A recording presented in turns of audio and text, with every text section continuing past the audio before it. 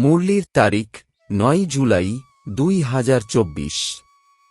মুরলির সার: সত্যিকারের বাবা যিনি, তাঁর প্রতি অন্তরে বাইরে সততাপরায়ণ হও, তবেই দেবতা হতে পারবে। তোমরা ব্রাহ্মণরাই ফরিস্তা থেকে দেবতা হও। প্রশ্ন: এই জ্ঞান শোনার বা ধারণ করার অধিকারী কারা হতে পারে? উত্তর: যারা অলরাউন্ড পার্ট প্লে করেছে, যারা সবচেয়ে বেশি ভক্তি করেছে, তারাই এই জ্ঞানকে ধারণ করতে খুব তীক্ষ্ণ বুদ্ধি সম্পন্ন হবে, উচ্চ পদ প্রাপ্ত করবে। তোমাদের অর্থাৎ বাচ্চাদেরকে কেউ কেউ জিজ্ঞাসা করে যে, তোমরা শাস্ত্র মানো না? তাদের বলো, আমরা যত শাস্ত্র পড়েছি, ভক্তি করেছি, দুনিয়াতে এত কেউ করেনি। আমাদের এখন ভক্তির ফল প্রাপ্ত হয়েছে, সেই জন্য এখন ভক্তির দরকার নেই। ওম শান্তি। অসীম জগতের বাবা অসীম জগতের বাচ্চাদেরকে বসে বোঝাচ্ছেন, সকল আত্মাদের বাবা সকল আত্মাদের বোঝাচ্ছেন, কারণ তিনি হলেন সকলেরই সদ্গতিদাতা। যে আত্মাই হোক, তাকে জীব আত্মাই বলা হবে। শরীর না থাকলে আত্মা দেখতে পাবে না। যদিও ড্রামার প্ল্যান অনুসারে স্বর্গে স্থাপনা বাবা করছেন, কিন্তু বাবা বলেন, আমি স্বর্গকে দেখি না। যাদের জন্য তারাই দেখতে পারবে। তোমাদের পড়াশোনা করিয়ে আমি আবার কোনো শরীরই ধারণ করি না, তবে শরীর ব্যতীত কিভাবে দেখতে পারব? এইরকম নয় যে যেখানে সেখানে রয়েছি, সব কিছু দেখছি। না, বাবা দেখেন শুধুমাত্র তোমাদের অর্থাৎ বাচ্চাদের, যাদের তিনি খুব সুন্দর সুন্দর ফুলে পরিণত করে স্মরণের যাত্রা শেখাচ্ছেন। যোগ শব্দটি হল ভক্তির। জ্ঞান দেওয়ার জন্য হলেন একমাত্র জ্ঞানের সাগর, ওনাকেই সদ্গুরু বলা হয়। এছাড়া সবাই হল গুরু। উনিই সত্য বলতে, সত্যখণ্ড বা পূর্ণভূমি স্থাপন করতে পারেন। ভারত সত্যভূমি ছিল, সেখানে সব দেবী দেবতা নিবাস করত। তোমরা এখন মানুষ থেকে দেবতায় পরিণত হচ্ছ। তো বাচ্চাদেরকে বোঝানো হচ্ছে, সত্য বাবার সাথে অন্তরে ও বাইরে সত্য হতে হবে।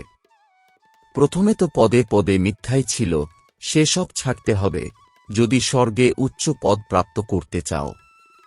যদিও স্বর্গে অনেকে যাবে, কিন্তু বাবাকে জেনেও বিকর্মকে বিনাশ না করলে তবে তো শাস্তি খেয়ে হিসাবনিকাশ মেটাতে হবে, আবার পদও অনেক কম প্রাপ্ত হবে। রাজধানী স্থাপন হচ্ছে পুরুষোত্তম সঙ্গম যুগে। রাজধানী না সত্যযুগে স্থাপন হতে পারে, না কলিযুগে। কারণ বাবা সত্যযুগ বা কলিযুগে আসেন না। এই যুগকে বলা হয় পুরুষোত্তম কল্যাণকারী যুগ। এই যুগেই বাবা এসে সকলের কল্যাণ করেন।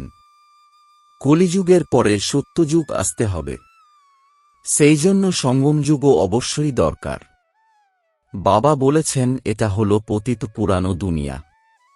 দেওয়াও হয় দূর দেশে যিনি থাকেন, তবে পরদেশে নিজের বাচ্চাদের কোথা থেকে পাওয়া যাবে? পরদেশে আবার অপরের বাচ্চাদেরই পাওয়া যাবে। ওদেরকে ভালোভাবে বোঝানো হয় যে আমি কার মধ্যে প্রবেশ করি। নিজেরও পরিচয় দেওয়া হয়, আর যার মধ্যে প্রবেশ করি তাকেও বোঝাই যে এটা তোমার অনেক জন্মের শেষের জন্ম। কত ক্লিয়ার! এখন তোমরা এখানে হলে পুরুষার্থী, সম্পূর্ণ পবিত্র নও। সম্পূর্ণ পবিত্রকে ফরিস্তা অর্থাৎ দেবদূত, পরী বলা হয়। যে পবিত্র নয় তাকে পতিতই বলা হবে। ফরিস্তা হওয়ার পর আবার তোমরা দেবতা হও। সূক্ষ্ম লোকে তোমরা সম্পূর্ণ ফরিস্তা দেখো, ওনাকে ফরিস্তা বলা হয়। বাবা বোঝান, বাচ্চারা এক অল্পকেই স্মরণ করতে হবে। অল্প মানে বাবা, ওনাকে আল্লাহ বলা হয়। বাচ্চারা বুঝে গেছে বাবার থেকে স্বর্গীয় উত্তরাধিকার প্রাপ্ত হয়। স্বর্গ কিভাবে রচনা করা হয়? স্মরণের যাত্রা আর জ্ঞানের দ্বারা। ভক্তিতে জ্ঞান হয় না, শুধুমাত্র এক বাবাই ব্রাহ্মণদের জ্ঞান দেন। ব্রাহ্মণ তো টিকিধারী। এখন তোমরা ব্রাহ্মণ হলে আবার ডিগবাজি খেলবে। ব্রাহ্মণ দেবতা ক্ষত্রিয়। একে বলা হয় বিরাট রূপ। বিরাট রূপ কোনো ব্রহ্মা, বিষ্ণু, শঙ্করকে বলা হবে না। ওখানে টিকিধারী ব্রাহ্মণ তো নেই। বাবা ব্রহ্মাতনে আসেন, এটা তো কেউ জানে না। ব্রাহ্মণ কুলই হল সর্বোত্তম কুল, যখন কিনা বাবা এসে পড়ান। বাবা তো শূদ্রদের পড়াবেন না, ব্রাহ্মণদেরই পড়ান। পড়াতেও টাইম লাগে, রাজধানী স্থাপন হতে চলেছে। তোমরা উঁচুর থেকেও উঁচু পুরুষোত্তম হও। নতুন দুনিয়াকে রচনা করবে, বাবাই রচনা করবেন, এটা ভুলো না। মায়া তোমাদের ভুলিয়ে দেয়, ওর তো ধান্ধাই এটা। জ্ঞানে এত ইন্টারফেয়ার করে না, স্মরণেই করে। আত্মার মধ্যে অনেক আবর্জনা ভরে আছে, সেই বাবার স্মরণ ব্যতীত পরিচ্ছন্ন হতে পারে না। যোগ শব্দের দ্বারা বাচ্চারা অনেক বিভ্রান্ত বোধ করে। বলে, বাবা আমাদের যোগ লাগছে না। বাস্তবে যোগ শব্দটি হল হঠযোগীদের। সন্ন্যাসীরা বলে ব্রহ্মর সাথে যোগ যুক্ত হতে হবে। এখন ব্রহ্ম তত্ত্ব তো অনেক বড় লম্বা চওড়া, যেমন আকাশে স্টার দেখা যায়, সেরকম ওখানেও ছোট ছোট স্টারের মতো আত্মারা আছে। সেটা হল আকাশের ওপারে, যেখানে সূর্য চন্দ্রের রশ্মি নেই। তো দেখো তোমরা কত ছোট ছোট রকেট। তাই বাবা বলেন, সর্বপ্রথমে আত্মার জ্ঞান দেওয়া উচিত। সেটা তো এক ভগবানই দিতে পারেন। এরকম নয়, শুধুমাত্র ভগবানকে জানে না, এমনকি আত্মাকেও জানে না। এত ছোট আত্মাতে ৮৪ চক্রের অবিনাশী পার্ট ভরা হয়ে আছে, একেই বলা হয় প্রকৃতির খেলা, আর কিছু বলা যায় না। আত্মার ৮৪ চক্র আবর্তিত হতেই থাকে। প্রতি ৫,০০০ বছর পরে এই চক্রের আবর্তন হতেই থাকে। এটা ড্রামাতে নির্ধারিত। দুনিয়া হল অবিনাশী, কখনো বিনাশ হয় না। লোকেরা দেখায় বড় প্রলয় হয়, তারপর কৃষ্ণ আঙুল চুষতে চুষতে অশ্বত্থ পাতার উপর আসে। কিন্তু এরকম তো আর হতে পারে না। এটা তো হল বেকায়দা। মহাপ্রলয় কখনো হয় না। এক ধর্মের স্থাপনা আর অনেক ধর্মের বিনাশ চলতেই থাকে। এই সময় হল মুখ্য ৩ ধর্ম। এটা তো হল অস্পিসিয়াস অর্থাৎ মঙ্গলময় সঙ্গম যুগ। পুরনো দুনিয়া আর নতুন দুনিয়াতে রাত দিনের পার্থক্য। কাল নূতন দুনিয়া ছিল, আজ হল পুরানো। কালকের দুনিয়াতে কি ছিল, এটা তোমরা বুঝতে পারবে। যে যেই ধর্মের, সেই ধর্মেরই স্থাপনা করে। সে তো শুধুমাত্র একজন আসে, অনেক হয় না। তারপর আবার ধীরে ধীরে বৃদ্ধি হয়। বাবা বাচ্চাদের বলেন, বাচ্চারা, তোমাদের কোনো কষ্ট দিই না। বাচ্চাদের কিভাবে কষ্ট দেব? মোস্ট বিলভড বাবা যে বলেন, আমি হলাম তোমাদের সদ্গতি দাতা, দুঃখ মোচনকারী, সুখদাতা। স্মরণও এক আমাকেই করে। ভক্তি মার্গে কি করে দিয়েছে, কত গালমন্দ করে আমাকে বলে গড ইজ ওয়ান। সৃষ্টিচক্র হল একটি, এরকম নয় আকাশে কোনো দুনিয়া আছে। আকাশে অনেক স্টার থাকে। মানুষ মনে করে এক একটি স্টারের মধ্যে সৃষ্টি আছে। নিচে বা পাতালেও দুনিয়া আছে। এই সব হল ভক্তি মার্গের কথা। উচ্চতমের থেকেও উচ্চ ভগবান হল এক। বলাও হয়ে থাকে, সমগ্র সৃষ্টির আত্মারা তোমাদের মধ্যে গাঁথা হয়ে আছে। এটা হল যেন মালা। একে অসীম জগতের রুদ্র মালাও বলা যেতে পারে। সুতোয় বাঁধা হয়ে আছে। গাইতে থাকে কিন্তু কিছুই বোঝে না। বাবা এসে বোঝান, বাচ্চারা, আমি তোমাদের একটুও কষ্ট দিই না। এটাও বলেছেন, যারা প্রথম দিকে ভক্তি করেছে তারাই জ্ঞানে তীক্ষ্ণ হবে। ভক্তি বেশি করেছে, তাই ফলও তাদের বেশি প্রাপ্তি হওয়া উচিত। বলা হয় ভক্তির ফল ভগবান দেন, তিনি হলেন জ্ঞানের সাগর। অবশ্যই তাই জ্ঞানের দ্বারাই ফল দেবেন। ভক্তির ফলের ব্যাপারে কারোরই জানা নেই। ভক্তির ফল হল জ্ঞান, যার দ্বারা স্বর্গীয় উত্তরাধিকারের সুখের প্রাপ্তি হয়। তো ফল দেয়, অর্থাৎ নরকবাসী থেকে স্বর্গবাসী করে তোলেন এক বাবা। রাবণকেও কারোর জানা নেই। বলেও থাকে এটি হল পুরানো দুনিয়া। কবে থেকে পুরানো হল সেই হিসাব করতে পারে না। বাবা হলেন মনুষ্য সৃষ্টিরূপী বৃক্ষের বীজরূপ। উনি সত্য। এই বৃক্ষের কখনো বিনাশ হয় না, একে উল্টো বৃক্ষ বলা হয়। বাবা হলেন উপরে, আত্মারা বাবাকে উপরে দেখে ডাকে, শরীর তো ডাকতে পারে না। আত্মা তো এক শরীর থেকে বেরিয়ে দ্বিতীয় শরীরে চলে যায়। আত্মা না কমে, না বাড়ে, না কখনো আত্মার মৃত্যু হয়। এই খেলা প্রস্তুত হয়েই আছে। সমগ্র খেলার আদিমধ্যান্তের রহস্য বাবা বলেছেন। আস্তিকও করেছেন। এটাও বলেছেন যে লক্ষ্মীনারায়ণের এই জ্ঞান নেই। সেখানে তো আস্তিক নাস্তিকের কথা জানাই নেই। এই সময় বাবাই অর্থ বোঝান। নাস্তিক তাদের বলা হয় যারা না বাবাকে, না রচনার আদিমধ্যান্তকে, না ডাইরেকশনকে জানে।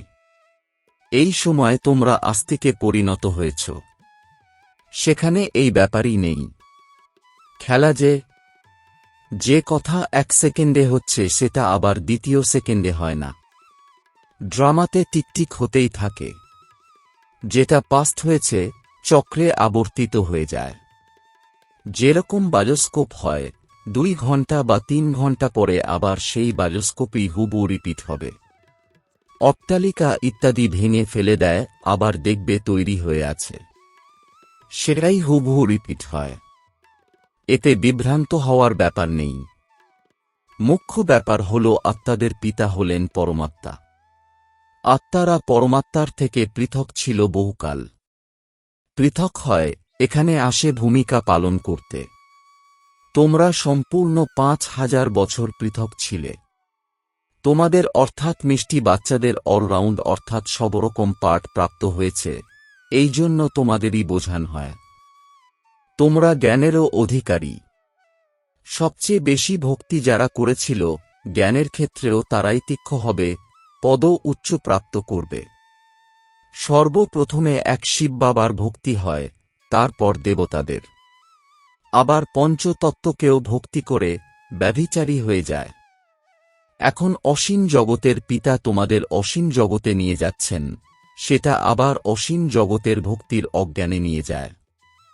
বাচ্চারা, এখন বাবা তোমাদের বোঝাচ্ছেন, নিজেকে আত্মা মনে করে আমি অর্থাৎ এই এক বাবাকে স্মরণ করো।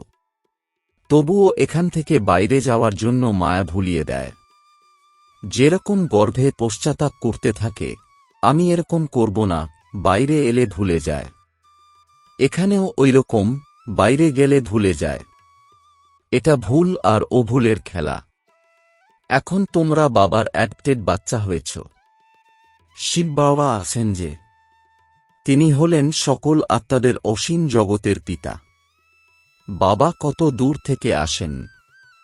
ওনার গৃহ হল পরমধাম। পরমধাম থেকে যখন আসছেন তো অবশ্যই বাচ্চাদের জন্য উপহার নিয়ে আসবেন।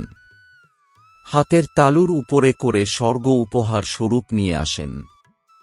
বাবা বলেন সেকেন্ডে স্বর্গের বাদশাহী নাও। শুধুমাত্র বাবাকে জানো। সমস্ত আত্মাদের পিতা যে, বলেন আমি হলাম তোমাদের বাবা। আমি কিভাবে আসি সেটাও তোমাদের বুঝিয়ে দিচ্ছি। আমার রথ তো অবশ্যই দরকার। কোন রথ? কোনো মহাত্মার তো নিতে পারি না। মানুষেরা বলে তোমরা ব্রহ্মাকে ভগবান, ব্রহ্মাকে দেবতা বলো। আরে আমরা কোথায় বলি? বৃক্ষের উপর একদম অন্তে দাঁড়িয়ে থাকি, যখন সমস্ত বৃক্ষ তমপ্রধান হয়। ব্রহ্মাও সেখানে দাঁড়িয়ে থাকে, অনেক জন্মের শেষে জন্ম হয়েছে যে।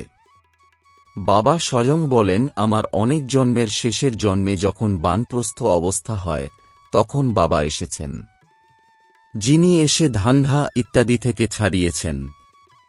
60 বছরের পরে মানুষ ভক্তি করে থাকে ভগবানের সাথে মিলিত হওয়ার জন্য। বাবা বলেন তোমরা সকলে মনুষ্য মতের আধারে ছিলে, এখন বাবা তোমাদের শ্রীমত দিচ্ছেন। শাস্ত্র লেখে যারা তারাও মানুষ। দেবতারা তো লেখে না, না পড়ায়। সত্যযুগে শাস্ত্র হয় না। ভক্তিই নেই। শাস্ত্রতে সব কর্মকাণ্ড লেখা আছে। এখানে সেই ব্যাপার নেই। তোমরা দেখো বাবা জ্ঞান দেন। ভক্তি মার্গে তো আমরা শাস্ত্র অনেক পড়েছি। কেউ জিজ্ঞাসা করে তোমরা বেদশাস্ত্র ইত্যাদিকে মানো না? বলো, যে কোনো মানুষের থেকেই আমরা বেশি মানি।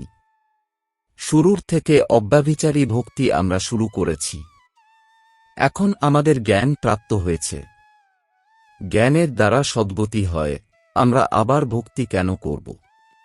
বাবা বলেন, বাচ্চারা, hear no evil, see no evil. তো বাবা কত সিম্পল ভাবে বোঝান, মিষ্টি মিষ্টি বাচ্চারা, নিজেকে আত্মা নিশ্চিত করো। আমি হলাম আত্মা। তারা বলে দেয় আমি আল্লাহ। তোমাদের শিক্ষা প্রাপ্ত হয় আমি হলাম আত্মা, শিব বাবার সন্তান। এটাই মায়া বারংবার ভুলিয়ে দেয়। দেহ অভিমানী হওয়ার জন্যই উল্টো কর্ম হয়। এখন বাবা বলেন, বাচ্চারা, বাবাকে ভুলো না, টাইম ওয়েস্ট করো না। আচ্ছা, ধারণার জন্যে মুখ্য সার। ১. রচয়িতা আর রচনার রহস্যকে যথার্থ বুঝে আস্তিক হতে হবে। ড্রামার জ্ঞানে বিভ্রান্ত হতে নেই। নিজের বুদ্ধিকে পার্থিব দিক থেকে সরিয়ে অসীম জগতে নিয়ে যেতে হবে। ২. সূক্ষ্ম লোক নিবাসী ফরিস্তা হওয়ার জন্য সম্পূর্ণ পবিত্র হতে হবে। আত্মাতে যে আবর্জনা ভরে আছে তাকে স্মরণের বল এর দ্বারা নির্গত করে পরিচ্ছন্ন করতে হবে। বরদান, ঈশ্বরীয় রসের অনুভব করে একর স্থিতিতে স্থিত থাকা শ্রেষ্ঠ আত্মা ভব।